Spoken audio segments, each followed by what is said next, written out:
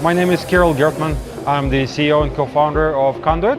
I've spent the last 15 or 16 years in financial services, working the gamut of financial services, fintech startups, banking, and crypto infrastructure. Started this company about 3 years ago. Been on the journey since.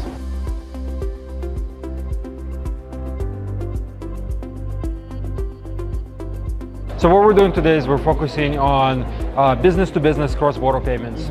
We have started deploying these products in Latin America and the United States and Canada originally, and we've done fairly well in those regions. We've also expanded into Asia since, because as you can imagine, there are significant corridors and flows from LATAM and the United States into China, into other Asian countries. And now we're expanding into Africa as well. And the African expansion is quite recent for us. We've only been sort of operating here for, I think, maybe 3 or 4 months now. But we've seen a lot of traction and we've seen a lot of demand, which is extremely exciting, which is why we're here at the conference, which has been great for us. I can expand a little bit on how the product works and what's happening.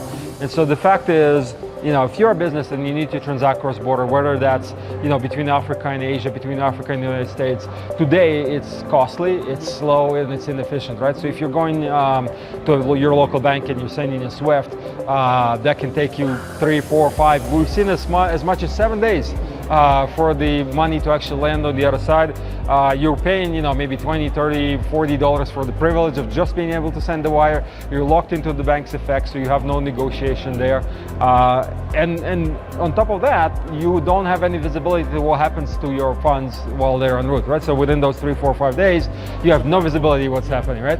And so the only way for you to know what's actually going on is to request what's called an MT-103 from the bank, which a lot of banks will charge you for. They will actually charge you to tell you where your money is at, as much as $75 per request. So it's quite expensive, it's quite slow. And so what we're doing instead, we're connecting local rails in everywhere we operate. So again, for example, in Brazil it would be PIX, in Africa it's going to be local rails as well, into local rails on the other side, right? So that would be Hong Kong, Singapore, China, etc. Or in the US it would be ACH, Fedwire, etc. Right? So we connect them directly, and the business can transact very quickly in a matter of minutes, much cheaper, and you have complete visibility into what's going on with your funds.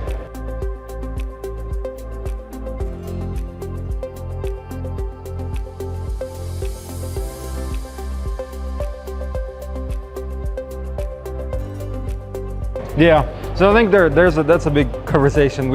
And again, I would not pretend that I am an expert in finance, specifically in African fintechs or ecosystem. But I can share what I've seen so far and what I believe maybe next. And so I think in Africa, what's really interesting is that the fact the ecosystem is really nascent. It's new, it's up and coming. It's not quite as developed in as we see in some other parts of the world, right? You don't have the African new bank, right? The way they have in Brazil.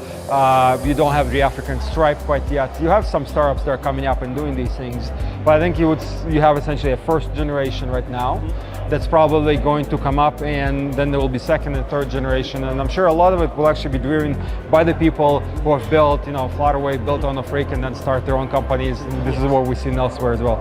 And so I think the way it's going to develop is a bunch of ways. So first of all, we're going to see a lot more, hopefully, inter-African operability, because I think even being a newcomer, I've been already surprised at the fact that how difficult it is to actually transact between Kenya and Nigeria. It's quite complex, right? So I think there's going to be local solutions that will come and solve this. I think there will be solutions like us that will come and solve the international rails, so Africa US, Africa Asia, and so on. I think that's Africa LATAM as well. And I think there's not really a lot of trade that's happening today between Africa and LATAM, but I think the potential is there, right? Because there are goods being manufactured in both sides, and they just don't have capability to trade. And I think that's something that's going to happen as well. And I think hopefully finally regulation, right, needs to catch up in some sense, and hopefully also be a little bit more stable and be a little bit more harmonized, I would say, across different countries, different regions, right? Because right now there's too many differences. It's hard to operate in a bunch of companies. There you go.